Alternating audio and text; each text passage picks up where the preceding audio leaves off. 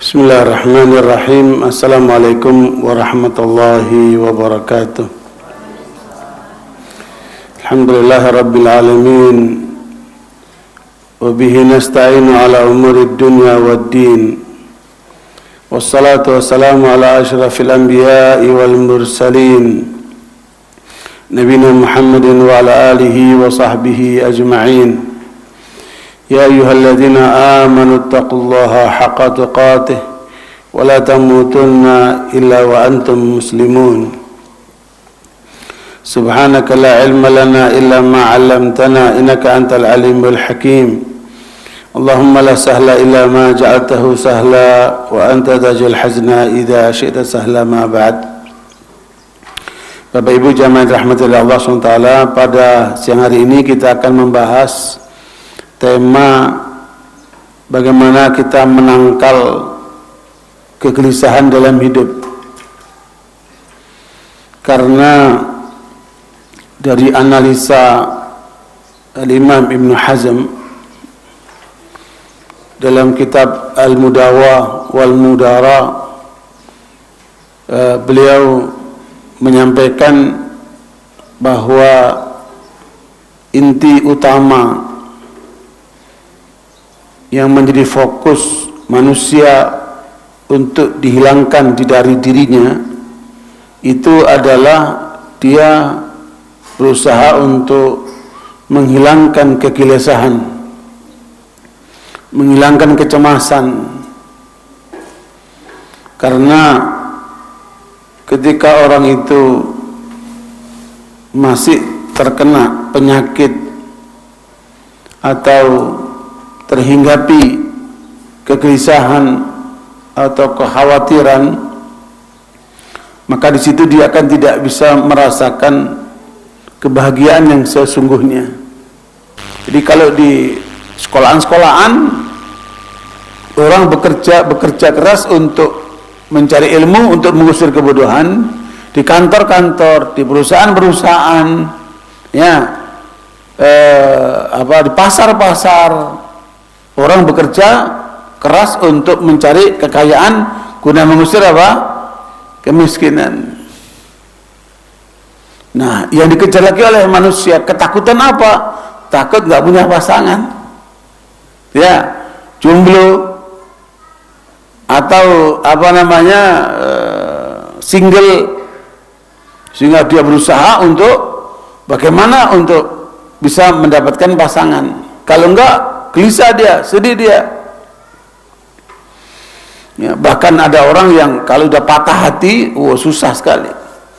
Ya, padahal orang yang dia cintai sudah menikah, dia tungguin. Nah, kalau perawanmu nggak bisa aku dapatkan, aku tunggu jandamu. Masya Allah. Ya, sebab apa? Dia gelisah kalau belum bisa mendapatkan keinginannya itu. Nah, barakallahu, ada jahat lagi yang lebih dahsyat dari itu. Apa itu? Gelisah kalau nggak punya kedudukan, gelisah kalau tidak punya jabatan, gelisah kalau dia nggak punya pangkat, sehingga dia akan gunakan segala cara untuk memperolehnya. Kadang-kadang tidak cukup hanya lewat jalan yang benar, nggak benar pun dia tempuh, ya, untuk meraih kedudukan, jabatan. Tidak jarang orang menggunakan segala cara. Teori-teori Machiavelli akan digunakan untuk mencapai itu. Bahkan tidak jarang tidak kenal umur, yang tua pun ngejar juga jabatan, padahal umurnya udah 70 tahun lebih, atau mungkin 80 tahun lebih, bahkan ada yang 90 tahun dia masih mengejar apa? Jabatan, kedudukan dan sebagainya. Itulah manusia. Nah, barakallahu, ada nggak yang gelisah untuk mengejar akhirat? Dia gelisah untuk mengejar surga, dia gelisah untuk mengejar apa? Ridha Allah. Nggak ketemu. Justru orang yang mengejar ridha Allah, dia mengejar surga Allah, dia mengejar akhirat, orang-orang seperti ini justru dia bisa mengusir kegelisahan, kegundahan, dan dia beroleh apa? Ketenangan. Ya, makanya barakallahu, kesimpulannya apa sih yang membuat orang itu gelisah? Apa sih yang bikin orang itu galau, cemas? Ya, ternyata yang paling menggelisahkan manusia itu cuma dua. Apa? Pertama karena dosa, yang kedua karena apa? Ngejar dunia. Ya, pertama kenapa? Karena dosa, yang kedua kenapa? Mengejar dunia. Nah, ini yang kemudian coba kita tangani. Jangan sampai kita kena penyakit seperti itu. Karena menurut para ahli, hari ini penyakit yang paling banyak menimpa manusia itu adalah anxiety. Anxiety itu apa? Kegelisahan, kecemasan, kekhawatiran yang menggelayuti kehidupannya, ya, akibat daripada itu. Dua itu sebabnya sebenarnya. Ya, angan-angan dunia yang nggak ada habisnya, seperti ngejar fata morgana, ya, dan ya kemudian apa? Karena apa? Terjerumus ke dalam dosa. Makanya orang yang berbuat dosa itu nggak pernah tenang, Pak. Ya. Nah, gimana caranya ini supaya kita menutup dua sisi ini? Ya. Barakallahu sekalian,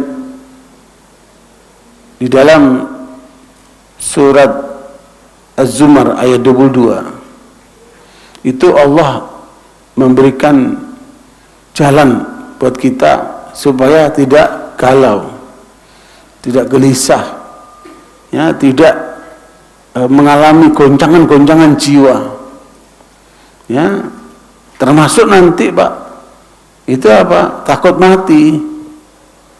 Naik pesawat takut apa? Jatuh. Nah, ini takut, hidupnya dalam ketakutan terus. Mau makan ini takut, nanti kena kolesterol mati. Mau makan ini takut, nanti kena asam urat, nanti mati. Jadi hidupnya serba dalam ketakutan. Makanya nikmati hidupmu. Ya, gimana caranya supaya kita menutup pintu kegalauan, ketakutan ini? Dalam surat Az-Zumar ayat 22 Allah katakan, a'udzubillahi minasyaitonir rajim, afaman syarahallahu sadrahu lil islami wa huwa ala nurin min rabbih fawailul lil qasiyati qulubuhum min dzikrillah ulaika fi dhalalin mubin. Ya, di dalam ayat ini Allah ingatkan kepada kita betapa beruntungnya mereka yang telah diberikan kelapangan dadanya dengan Islam. Jadi orang yang sudah memeluk Islam berarti dia sudah memperoleh satu kelapangan dada. Ya, karena kelapangan dada ini itu tanda kebahagiaan. Makanya Allah jamin kepada Rasulullah, alam nashrah laka sadrak. Ya, tidakkah kami lapangkan dadamu? Bapak Ibu sekalian, kekayaan yang paling mahal dalam hidup kita itu apa? Bukan emas, bukan perhiasan-perhiasan itu, bukan kekayaan duniawi. Apa itu? Islam. Karena hanya dengan Islam kita akan dapat ridha Allah. Hanya dengan Islam pintu surga terbuka. Ya, biar dengar tuh orang-orang yang di luar Islam itu, tidak ada jalan buat kalian untuk masuk surga kecuali dengan Islam. Tidak ada jalan kalian menuju Allah kecuali dengan Islam. Inna dina indallahil Islam. Agama yang diakui oleh Allah hanya apa? Islam. Wa may yabtaghi ghayra al-islami dinan falyuqbala minhu wa huwa fil akhirati minal khasirin. Siapa yang mencari agama di luar Islam, Allah enggak butuh dengan orang seperti itu. Dan nanti di akhirat akan menjadi orang merugi. Kenapa? Enggak ada jalan menuju surga kecuali dengan Islam. Maka beruntunglah mereka yang dilapangkan dadanya dengan Islam. Hei, kaum wanita, mbak-mbak, jangan gara-gara ada laki non-muslim melamar kamu, menghendaki kamu untuk dinikahi, kemudian kamu lepaskan Islammu, murtad hanya gara-gara laki yang ganteng, yang kaya, yang apa, macam-macam ini. Jangan lepaskan kekayaanmu yang paling mahal itu. Rugi mereka yang murtad itu. Kalau tidak bertobat kepada Allah, mereka akan sengsara. Kalau saya mati dengan kemurtadannya di neraka selama-lamanya itu.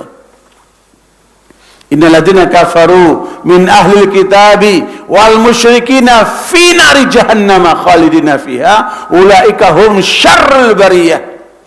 Orang-orang kafir dari ahli kitab, Yahudi dan Nasara, dan orang musyrik termasuk orang murtad itu. Ya, kalau mati dengan keyakinannya seperti itu, maka dia akan matinya di neraka jahanam. Dan hidup seburuk-buruk tempat, dan sekaligus mereka akan menjadi manusia yang paling buruk. Makanya kekayaan yang paling mahal yang Allah berikan kepada kita apa itu? Islam. Pegang Islam itu. Dan setiap anak lahir itu dalam keadaan Islam. Kullu mauludin yuladu alal fitrah fa abawahu yuhawidanihi aw yunassiranihi aw yumajisanihi. Dalam riwayat Muslim Rasulullah mengatakan setiap anak lahir dalam keadaan Islam, tergantung orang tuanya apakah akan menjadikan anak itu Yahudi, Nasrani atau Majusi. Anak seluruh manusia itu Islam.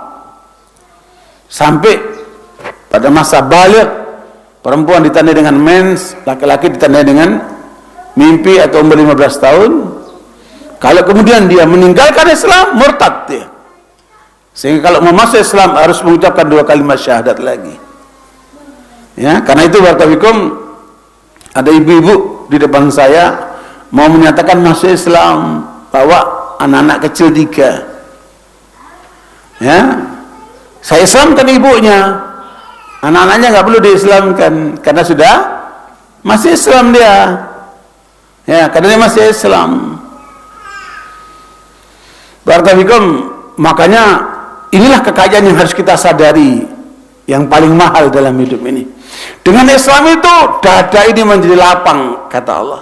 Kami lapangkan dadamu itu. Karena kebahagiaan itu ada di mana? Di dada ini, Pak. Kalau lepas Islammu, nggak mungkin aja kamu akan bahagia. Pasti kamu akan menderita. Makanya Allah menyebutkan di dalam surat Taha ayat 124, "Faman a'rada an dzikri fa inna lahu ma'isyatan dhanka."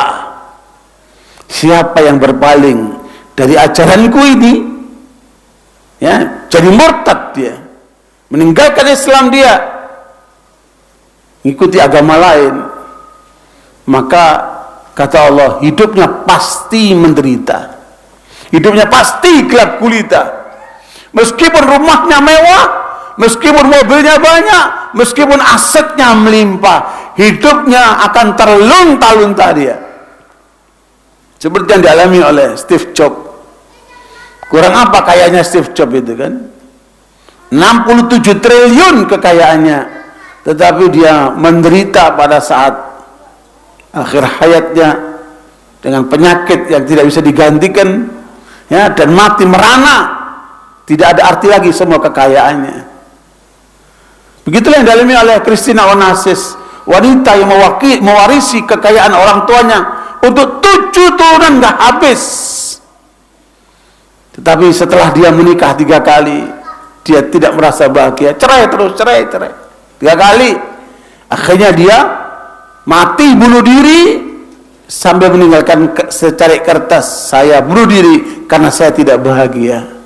Tuh, kalau ibu-ibu, bapak-bapak menganggap kekayaan adalah akan menghantarkan kepada kebahagiaan, keliru. ujungnya nanti seperti orang-orang ini. Ya. Barakallahu, makanya kebahagiaanmu ada pada Islammu itu. Jagalah keutuhan Islammu itu. Jangan sampai bopeng-bopeng Islamnya. Jangan sampai kurang. Jangan sampai beriman sebagian meninggalkan sebagian lagi. Ambil seutuhnya Islammu itu. Karena itulah kebahagiaanmu. Nah, ini yang harus kita pertahankan. Kemudian Allah sebutkan berikutnya. Afan syarah Allah sadral islami wa huwa ala nurim min rabbih. Dia diberikan cahaya ilahi oleh Allah yang namanya Al-Quran ini. Jangan padamkan Al-Quran di dalam dirimu. Nabi mengeluh kepada Allah, ya Rabbi, inna qaumi ittakhadhu hadzal Qur'ana mahjura. Ya Allah, aku mengeluh kepadamu karena ada di antara kaumku yang meninggalkan Al-Quran. Padahal Nabi manusia paling mulia. Kalau sudah mengeluh, berarti ada nggak beres ini dengan umat ini kan. Mengeluh ke siapa? Mengeluh kepada Rabbul Izzah, karena Tuhan segala-galanya itu. Apa dikeluhkan? Ternyata ada di antara umatnya yang meninggalkan Al-Quran, yang melalaikan Al-Quran, yang mengabaikan Al-Quran. Di surat Al-Furqan ayat yang ke-30 itu Nabi mengeluh. Ya, makanya jangan padamkan cahaya kalbumu. Saya kemarin naik angkot, kemudian naiklah anak-anak SMP ya angkot itu. Ada seorang anak, saya lihat di tertulis namanya Imam, berarti dia Muslim. Ya, saya tanya, Imam, kamu apa cita-citamu? Nggak tahu. Kamu kelas berapa? Kelas 3 SMP. Kelas 3 SMP nggak tahu cita-citanya apa coba. Bahkan saya menemukan ada hasil research terhadap anak-anak SMA yang ditemukan anak-anak SMA yang cita-citanya untuk akhirat, harapan untuk surga akhirat cuma 2%. 98% anak-anak SMA itu otaknya apa? Kepingin duniawi. Gimana nggak akan gelisah orang-orang seperti ini? Ya, cita-citanya saja sudah nggak benar. Ya, makanya didik anak kita supaya cita-cita utamanya adalah bagaimana kembali ke surga. Karena kita ini aslinya penduduk surga. Nabi Adam Hawa dulu di mana? Di surga. Diletakkan di dunia ini untuk diuji. Kita harus kembali lagi ke tempat semula, surga itu. Maka itulah cita-cita tertinggi kita. Makanya saya bilang sama imam ini, kamu harus punya cita-cita untuk meraih surga. Karena itu kita di dunia juga butuh dunia. Ya, kamu pahami itu Al-Quran, kamu dekat dengan Al-Quran. Jangan lupa sehari tidak baca Quran, paling tidak sehari 1 juz. Saya bilang sama imam itu, paling tidak kamu sehari berapa? Baca 1 juz. Cahayai dirimu dengan Al-Quran. Bangunlah kamu di tengah malam, jam 3:30 lah kamu bangun. Ya, tahajudlah meskipun 2 rakaat, kemudian sholat subuh ke masjid. Nah, mulailah hidupmu dengan Al-Quran, dengan tahajud, dengan sholat berjamaah. Kemudian kamu pelajari itu ilmu dunia, terutama IT. Kuasai IT kamu. Insya Allah kamu sukses akhiratmu, sukses duniamu. Wah, makasih Pak, makasih Pak. Insya Allah dia tercerahkan. Anak-anak muda ini perlu dikasih arahan. Ini mungkin ada imam-imam yang banyak di luar sana kan. Jadilah imam sholat, jadilah imam di keluarga, jadilah imam di masyarakat, jadilah imam negara, jadilah imam menjadi orang yang di depan, tetapi dengan cara yang benar, meraih sukses akhirat, juga sukses apa? Duniawi. Kalau begitu arahnya, seperti kata Allah di dalam surat An-Nahl ayat 97, akan tertutup segala pintu kegelisahan, pintu kekhawatiran. Allah katakan untuk laki dan perempuan, man amila salihan min dzakarin aw untha wa huwa mu'minun falanuhyiyannahu hayatan thayyibah wa lanajziyannahum ajrahum bi ahsani ma kanu ya'malun. Kata Allah, siapa yang beramal saleh, laki maupun perempuan. Jadi cahaya Al-Quran itu harus dilanjutkan dengan apa? Amal saleh yang harus dilakukan oleh kaum lelaki maupun perempuan, kaum muslimin.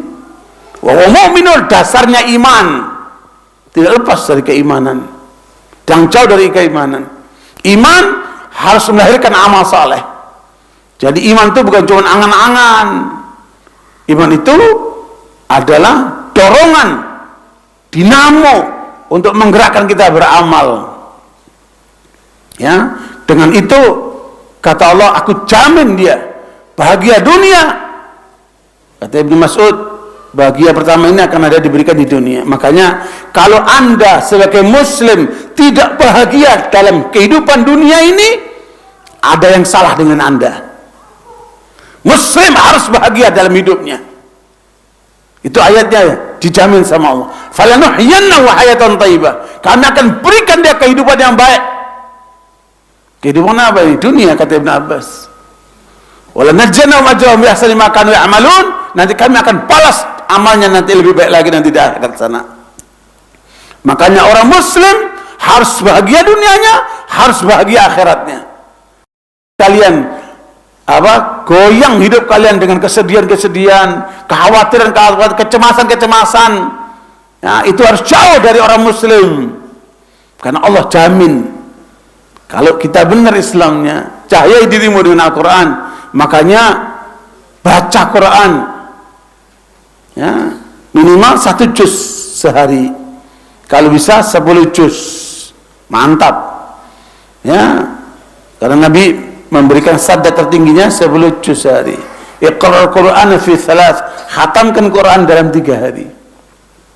Kalau kita dapat itu, berarti kita sangat tercerahkan dengan Al-Quran, tercahaya oleh Al-Quran.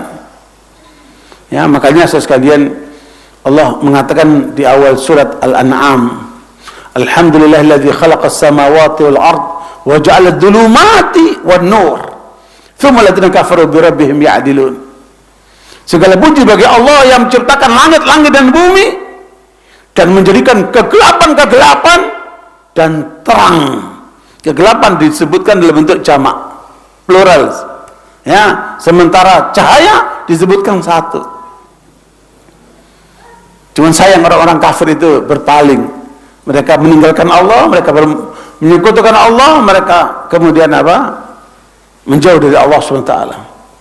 Ikhwan berkawikum, makanya panjangnya malam akan berujung dan tersingkap dengan keluarnya fajar, terbitnya matahari, dan terjadilah siang yang panjang ini kan. Makanya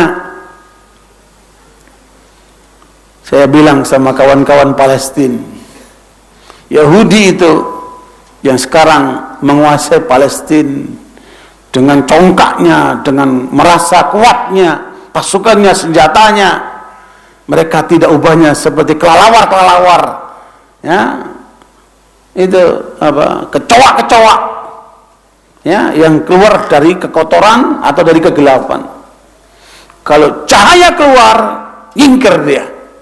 Ya, sebanyak apapun kelelawar itu, kalau kita senter, ya kan, keluarkan cahaya, kemana itu? Kabur dia. Begitulah kesesatan-kesesatan, begitulah penyimpangan, ya, kekafiran, kemusyrikan, bid'ah, kemaksiatan, semua hanya akan melahirkan kegelapan di dalam kalbu, kegelapan dalam kehidupan. Maka cahayai dengan Al-Quran, cahayai dengan iman, cahayai dengan amal saleh. Karena itu barakallahu fikum, alhamdulillah Allah berikan kepada kita setelah Islam kita adalah panduan Al-Quran ini, supaya kita terang benderang mencahayai hidup kita, jangan lagi kembali pada kegelapan. Kata Allah dalam surah Al-Maidah 16, yahdi bihillahu man ittaba'a ridwanahu subulas salam wa yukhrijuhum minadh dhulumati ila nuri bi'idnih wa yahdihim ila siratal mustaqim. Paling tidak Al-Quran ini oleh Allah mengarahkan kita untuk 4 hal. Sesuai dengan surat Al-Maidah 16 ini. Yang pertama, dengan Al-Quran raihlah ridha Allah. Itu target tertinggi. Ya, masalah tertinggi dalam hidup ini meraih ridha Allah. Dan itu harus ada kesungguhan.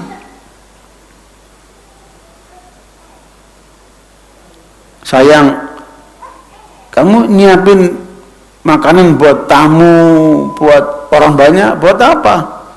Ya, biar mereka tahu kalau kita ini orang kaya. Niatmu bukan karena Allah tuh. Nggak benar kamu. Ya, harus karena Allah. Jangan memberi sesuatu tidak karena Allah. Ya, apapun yang kamu lakukan, lakukanlah karena Allah. Ya, Allahu maksudi waridhaka matlubi. Ya Allah, engkau lah yang aku tuju, ridhamu yang ingin aku capai. Carilah ridha Allah. Hidup ini kalau mencari ridha Allah tidak pernah kecewa. Tapi kalau kita cari ridhonya manusia, kita bakal kecewa. Ya, ikhwan barakallahu, makanya inilah Al-Quran mengajarkan kepada kita untuk meraih ridha Allah. Kalau kita dapat ridha Allah, nggak akan kita sedih lah, khawatir lah dalam hidup apalah. Karena Allah menjamin kita, wa may tawakkal 'ala Allahi fa huwa hasbuh. Siapa yang bertawakal kepada Allah, maka Allah cukupkan dia. Barakallahu, ini Al-Quran mengarahkan kita untuk apa? Untuk meraih ridha Allah. Yang kedua apa? Subulas salam. Raih kedamaian-kedamaian itu. Ketemu, assalamualaikum. Damai sekali. Ya, silaturahmi damai sekali. Ikut pengajian damai sekali. Ke masjid salat berjamaah damai sekali. Membantu orang damai sekali. Semua pintu-pintu kebaikan itu semua pintu kedamaian. Ya, Allah akan tunjukkan pintu-pintu kedamaian. Wa man jahada fina lanahdiyannahum subulana. Wa innallaha lama'al muhsinin. Siapa yang bersungguh-sungguh di jalan kami, kata Allah, maka akan kami berikan jalan-jalan kebaikan itu, karena Allah akan bersama dengan orang yang selalu berbuat kebaikan. Betapa nikmatnya kalau kita terus dalam kebaikan. Kebaikan hablum minallah atau hablum minan nas. Hubungan kepada Allah kita terus kita buka, dan hubungan kepada manusia terus kita bangun. Sehingga dengan itu kita terus dalam subulas salam. Nah, selain kita kemudian kita membaca zikir, Allahumma antas salam wa minkas salam tabarakta ya dzal jalali wal ikram. Ya, itu zikir untuk menanamkan kedamaian. Ya, kalau Bapak Ibu merasa kok resah, kurang nyaman, agar damai, banyaklah zikir itu. Allahumma antas salam wa minkas salam tabarakta ya dzal jalali wal ikram. Suatu kali saya sedang bekerja di perusahaan asing, semuanya orang bule. Sambil kerja saya berzikir dengan zikir ini, Allahumma antas salam wa minkas salam tabarakta ya dzal jalali wal ikram. Ada orang bule, anak muda ganteng gagah, nyamperin saya. Kemudian dia dengerin, nggak paham-paham rupanya. Terus dia nanya, what are you singing song? Kamu lagi nyanyi apa? Orang ajar, orang zikir dikira nyanyi. Ya? Saya bilang, I don't sing any song, but I praise my God. Saya nggak nyanyi, saya memuji Tuhan. Memuji Tuhanku. Waktu itu tahun 90, 91 lah itu. Dia masuk kamar, dia kasih saya itu kaset The Prince. Coba itu orang dikir mau diganti The Prince. Naudzubillah min dzalik. Ya, dasar orang kafir. Kenapa? Terputus sama Allah dia. Ya, akhirnya larinya ke lagu-lagu jazz, lagu apa namanya, musik-musik seperti itu kan. Makanya sekalian jauhkan dari musik-musik, jauhkan dari yang gitu-gitu itu. Karena itu akan memalingkan manusia dari Allah. Ya, lihat aja orang kalau udah kena jazz terus kepalanya goyang-goyang, terus badannya kayak orang mabuk. Ya, yang mabuk apa? Jiwanya mabuk tuh. Ya, subhanallah. Tapi kalau zikir akan terasa nikmat. Ya, kenapa? Kata Allah, fadzkuruni adzkurkum. Ingatlah kamu kepadaku, aku ingat kepadamu. Ya, makanya Rasulullah mengajarkan kalimatani khafifatani ala lisani, thaqilatani fil mizani, habibatani 'inda rahmani, subhanallah wa bihamdihi, subhanallah azim. Dua kalimat yang mudah diucap pada lisan, berat nanti di timbangan dan disukai oleh Sang Maha Rahman, yaitu apa? Subhanallah wa bihamdihi, subhanallah azim. Makanya zikir-zikir itu akan juga membantu menenteramkan apa? Kalbu, ya.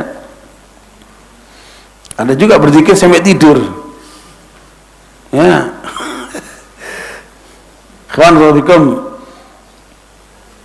Makanya tidur pun harus dikendalikan. Kalau enggak di pengajian tidur juga susah. Ya, godaan setannya banyak. Siang-siang begini lagi kan.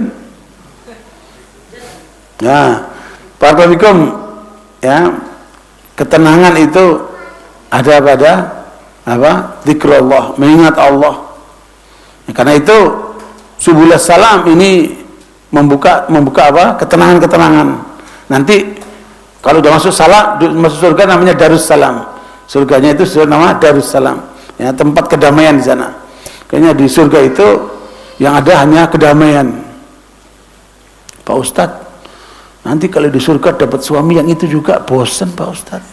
Astagfirullahaladzim. Ada ibu-ibu yang kayak gitu. Terus nanti surga mencari suami lain. Gimana maksudnya? Bu, saya bilang nanti kalau di surga suaminya itu, tapi orangnya bukan itu. Orangnya baru lagi, umurnya 33 tahun. Ya, setiap hari Jumat mukanya berubah. Namanya Yaumul Mazid. Baik suaminya maupun istrinya nanti setiap hari Jumat diganti, Bu, diganti, Pak. Jadi nggak pernah bosan. Nah ini bosan ya. Jadi surga beda lagi nanti. Orangnya itu tapi penampilannya udah beda, kakaknya semua beda, ya. Barakallahu. Dan lakinya dikasih kekuatan 40 kali kekuatan laki yang kuat di dunia. Jadi kuat-kuat, Bu, tenang aja. Mantap itu, ya. Karena itu barakallahu. Nah kalau di surga sana sudah nggak bisa dibayangkan betapa nikmatnya itu kan. Itu namanya Darussalam, tempat kita berdamai di sana kan. Nah, di dunia ini ada juga Subulus Salam, jalan-jalan kedamaian, ya, yaitu semua amal soleh.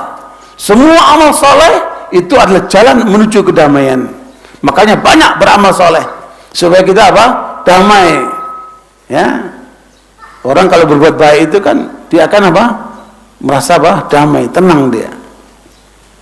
Yang ketiga, Al-Quran mengarahkan wa yukhrijum minadh-dhulumati ila nuri bi'idnih, mengeluarkan manusia dari kegelapan kepada terang menerang. Ya, kemarin saya ngisi anak-anak pang, tato, apa, ditindik ini ya, apa namanya, penampilannya anak, rupanya karena memang nggak paham arti hidup itu apa. Ya, saya kasih motivasi mereka supaya hidup ini ada tujuan, jangan nggak ada tujuan.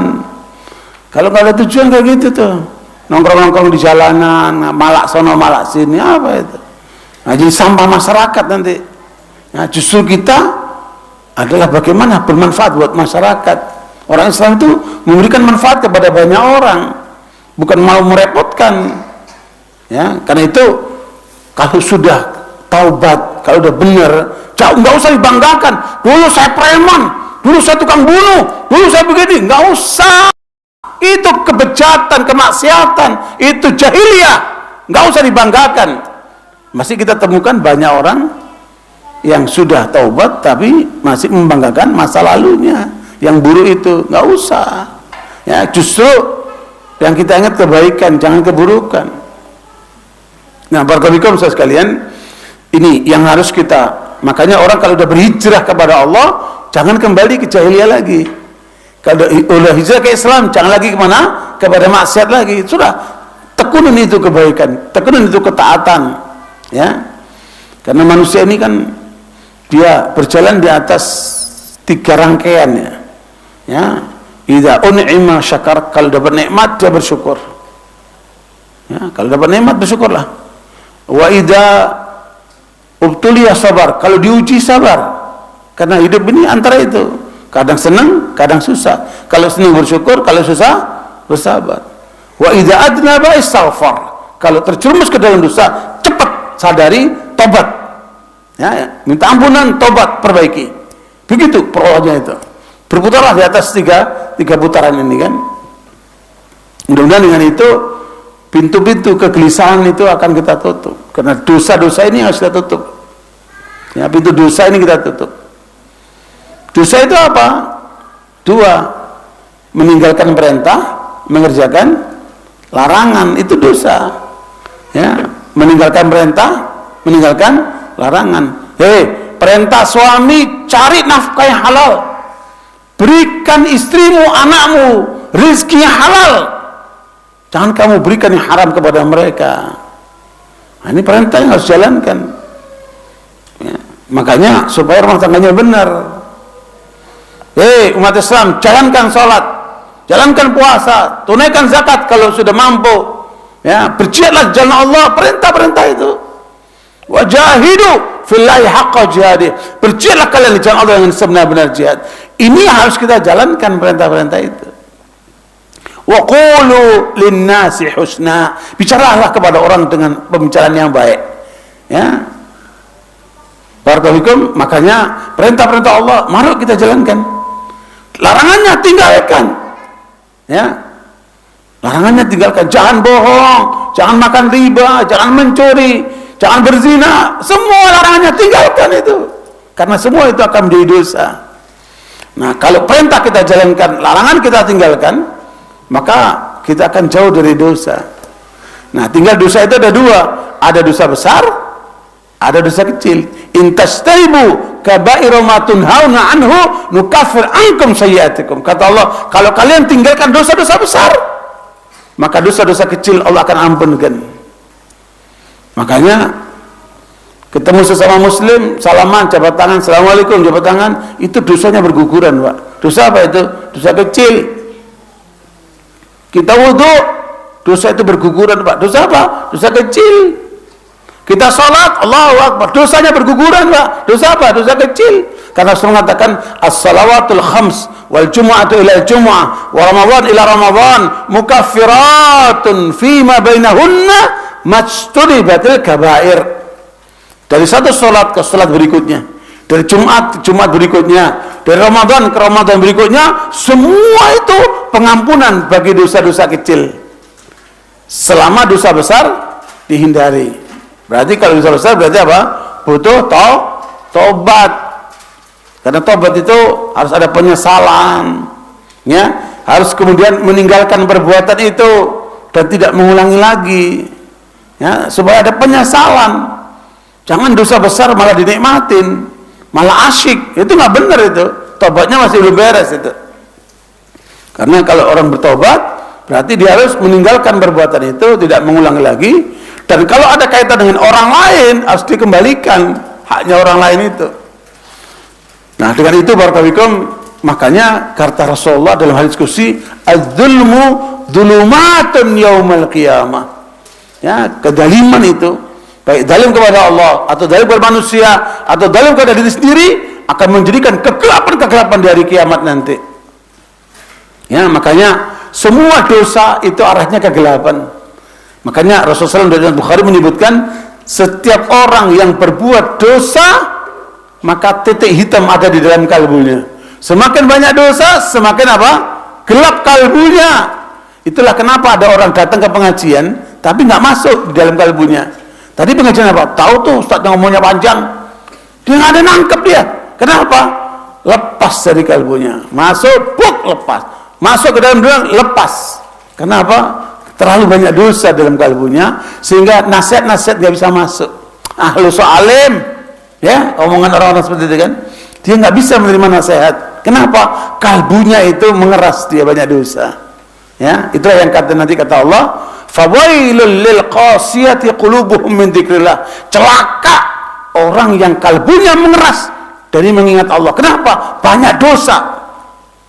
Kalbu itu mengeras kapan? Kalau banyak dosa. Kalla barrauna ala qulubihim ma kanu yaksibun. Sungguh benar-benar ya, kalbu manusia yang banyak dosa itu akan mengarat. Kalau sudah mengarat kalbunya itu sudah berat untuk menerima kebenaran. Ya, makanya kenapa banyak orang ya kalau sudah rusak kalbunya itu sulit menerima kebenaran dia.